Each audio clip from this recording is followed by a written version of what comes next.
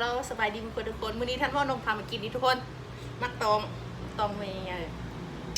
มาเบิ่งดูมาทางนั้นมันจะเป็นอะไรทุกคนสิว่านบอกมาเด้อทุกคนกินมักตองมื้อนี้กินกับนี่แหละทุกคนกับเจียวเกลือพริกเกลือจ้าทุกคนมากินกันส้มปากยั่วๆจ้าทุกคนมาเด้อพอกเบิ่งกันทางนั้นเป็นอะไรก็อนุญาตใส่มีดเด้อทุกคนมักใหญ่ดูใหญ่กว่าหน้าตองทางไหนสิบ้านบอสิลองเบิ่งกันเปลือกหน้าเอากระสิปอกออกได้นิดนึงเนาะทุกคนมันขันบุปอกออกได้แล้วมันฟาดนี่ข้าวจั่ว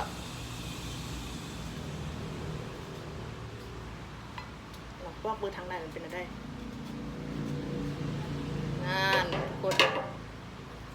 ว่าจกตาได้นี่ข้าวนี่เปลือกมันข้างหน้ามันแต่เปลือกเลย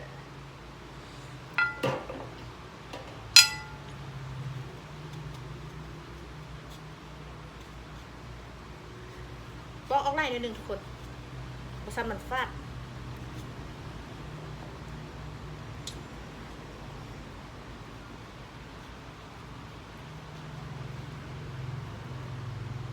เขาจะกินย่องมันทุกคนเกณฑ์มันนะย่อง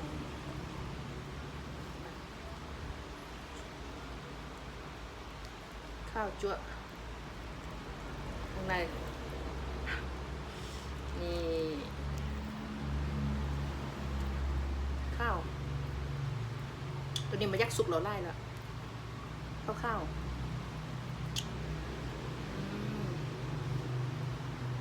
กับพริกเกลือยั่วน้ำลาย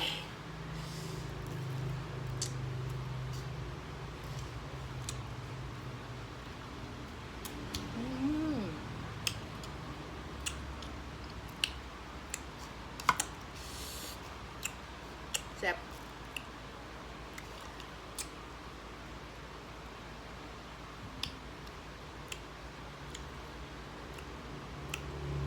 ออกรสชาติส้มๆบ้านๆ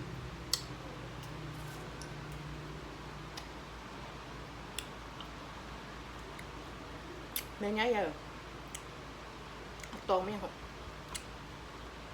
มักตองภาษาลาวมักตองภาษาไทยเขาเอิ้นกระทอนเหมือนบ่อ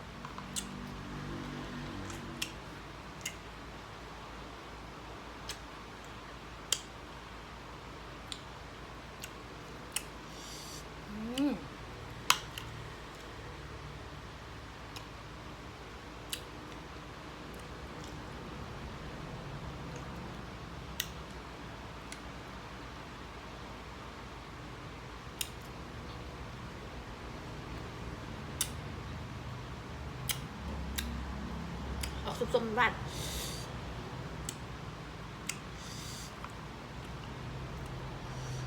ข้าว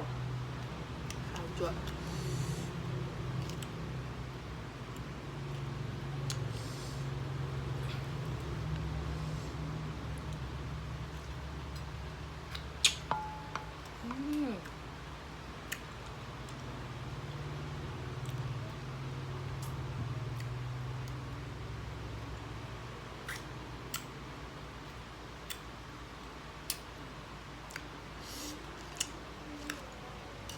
สุดๆเลย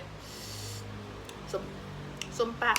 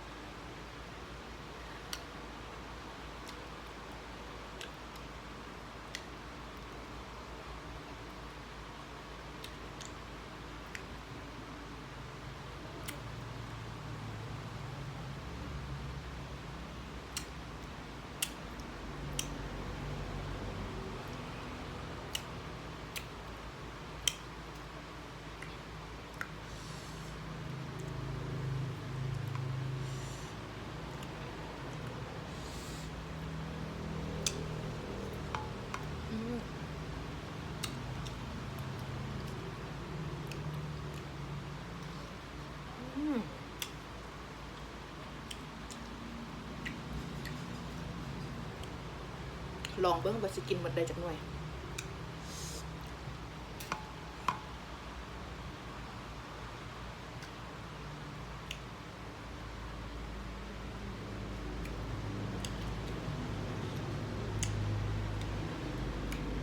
เอาแบบทำง่ายๆเลยเนาะ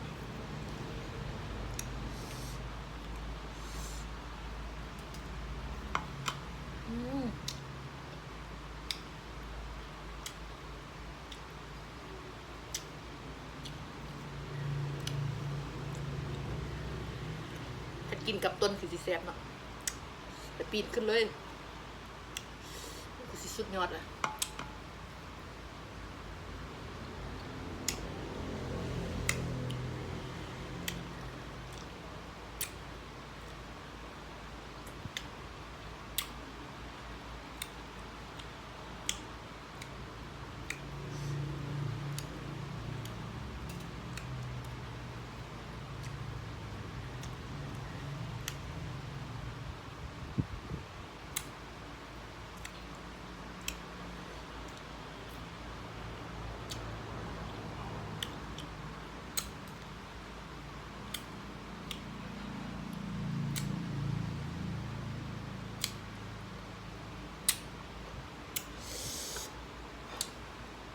ตอนหน่วยที่ซ่องไปสุดยอดกลมส้มบ้านๆเรียนหมักส้มที่สุดยอดเลยถูกเปลือกแบบขมหน้าเสียให้เบิ่งเด้อท่านผู้ชมเด้อ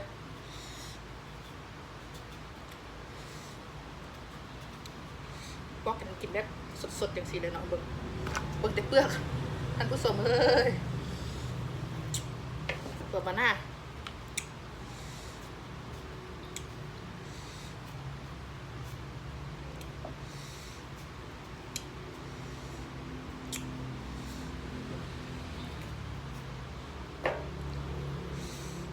ปอกออกไล่ๆนี่กับปอกออกไล่ๆฟาด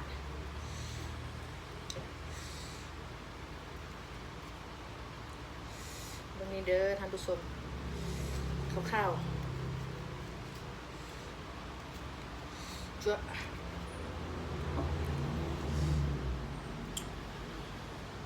ข้าวจั่วข้างในมันอุ้ยมามื้อสุดท้ายละส้มพดแซ่บทอง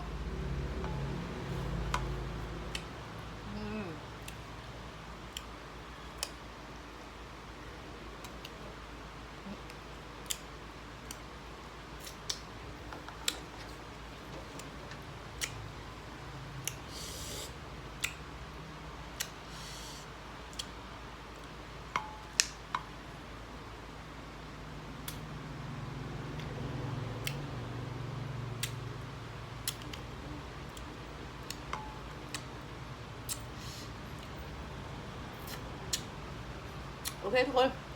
จับได้นี่ถ้าน้องเอาถูกข้าวแล้วก็ไหลไปก่อนทุกคนคนเจ็บมาดูข้าว